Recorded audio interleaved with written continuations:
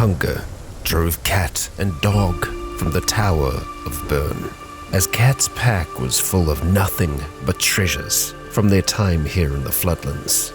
All that time spent fighting spiders, burnt through what little resources they had. It was to the west that they now traveled. Under megalithic structures they ran. All the while, the rain still fell. Kia ora, Legionnaires. Rycon here, and welcome back to Kenshi, Tale of the Blade. We are here with cat and dog as they take their last leg across the Floodlands. These two don't have a bite between them. The Floodlands is unforgiving in that way. Yet, stretching their view out to the west, an almighty tree can be seen. A portent of life, a vision of hope? We know not, as of yet. But with the crossing of this small band of water, cat and dog would now be in the realm known as Purple Sands. The shadow of that great tree stretched far, and to the comfort of cat, it wasn't the only sign of life. Trees stood tall here, seemingly healthy, nourished by the waters of the Floodlands. Long had water cascaded down these hills, creating the natural pathways that would lead cat and dog to a land very different from the one they were leaving. The golden sun shone magnificent, and the clouds began to part. The massive tree was seemingly one of a kind. Its smaller kin didn't stretch that far. As they passed by the giants, old, rusted arachnid lay still. Across the Purple Sands rose a number of mysterious metallic structures, and while their size was impressive, they had no entry. They held no salvation. To make matters worse for our duo, the sun was setting. They passed by old pieces of scrap, metals discarded decades ago. No sign of civilization. The bleeding sky sought to steal their hope, but with the light at Cat's hip guiding them, they would push on. Away from the Purple Sands they marched, turning farther north. A great celestial body beckoned them, and be it chance or no, it led them from the sands into slightly greener fields. That's when they heard it. A call in the distance, carried by the wind. And so they waited, silently, as from those winds came their salvation. A family of Garu, 5 strong. Cat charged forwards, exhausted, but with his stomach guiding him. Garu were no walk in the park. While herbivores, they were creatures of muscle, fiercely defensive of their own. Yet with the blade back in Cat's hands, this family stood no chance.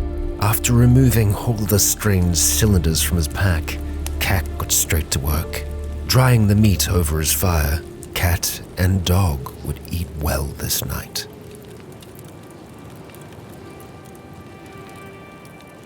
With the break of dawn, cat and dog left the carcasses behind, passing even more skeletal remains, following a light trail pounded by generations of walkers.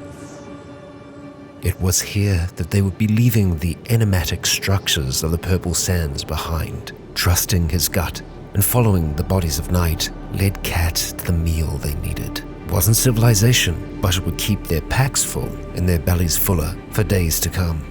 Now they entered a land of scattered trees and purple hills. They now walked the Iron Trail. And to give you a quick perspective of their journey thus far, we started this morning at Burns Tower, traveling up through the hills into Purple Sands, and now we walk into the unknown. But as Cat travels this path, he can't help but feel like he's being watched. From behind, a strange figure stalks. The dog is always ready. Truly peculiar markings on this one. His body, strange and distorted. It was the blade. It must have been the blade. He wanted the blade. Cat would think to himself. But that wouldn't be happening. The world would have to try much harder than that.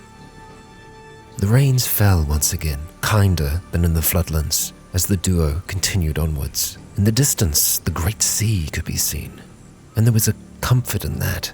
Memories of Vane meeting Dog for the first time.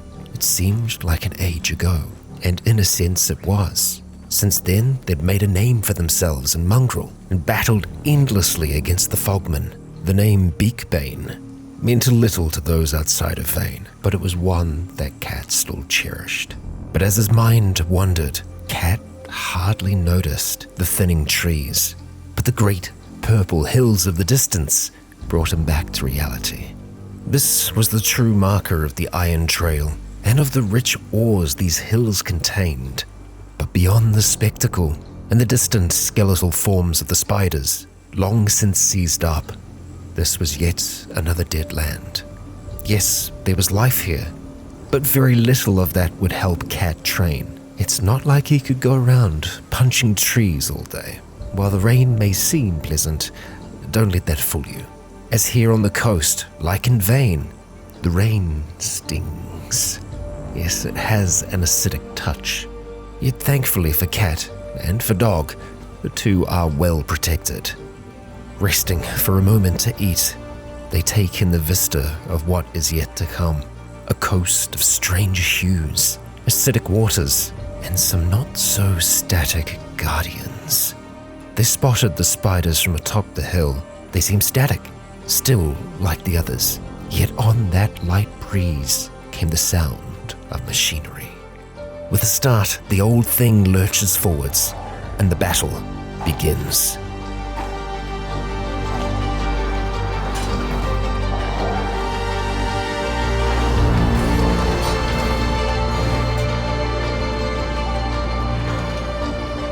But these spiders were old, and Cat was far better.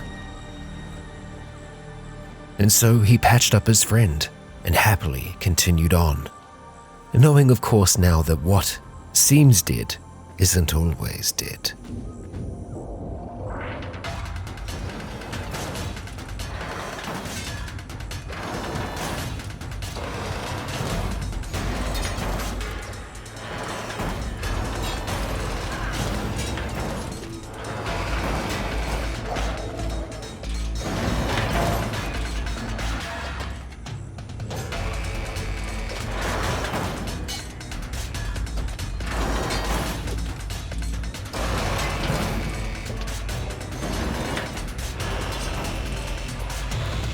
Victorious once more.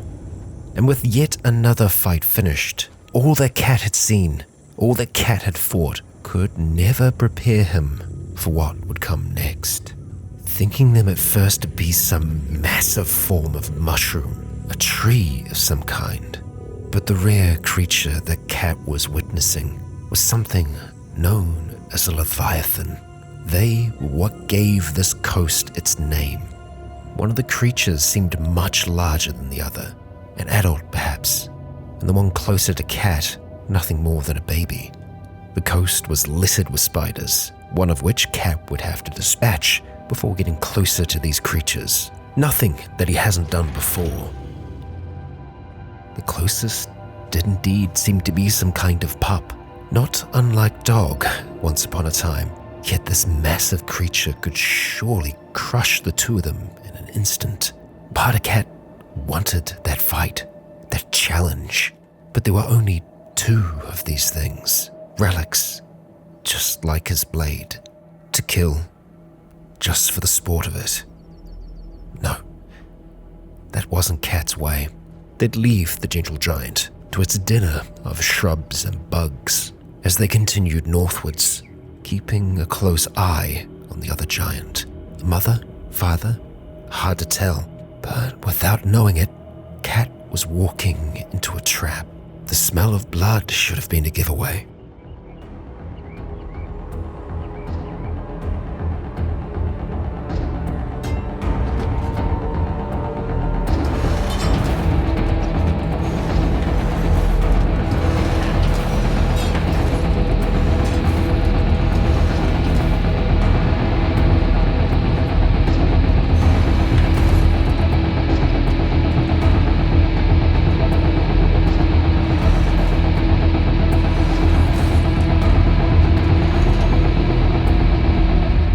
creatures that the spiders had slaughtered, ones known as raptors, the bane of farmers continent-wide.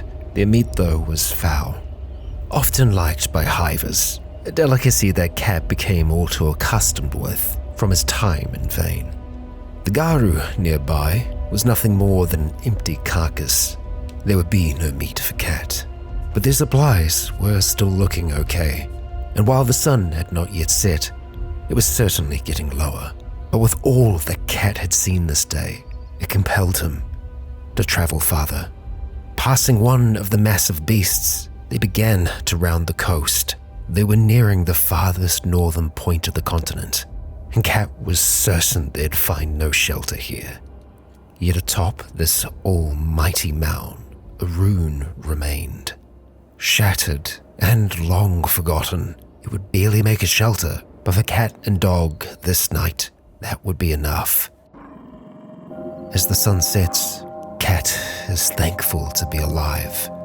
The garus had sustained them, and the blade kept them safe. Cat never intended to be an explorer, yet here he is, at the edge of the world, at the ruins of a forgotten tower, with ginormous creatures moving in the distance. Cat's world is bigger than it's ever been, and it's set to get even larger. Legionnaires, I would like to thank you for joining me for another episode here in Kenshi. There's no real stat recap this time, as Cat didn't do too much trading outside of a few fights, yet we have traveled far.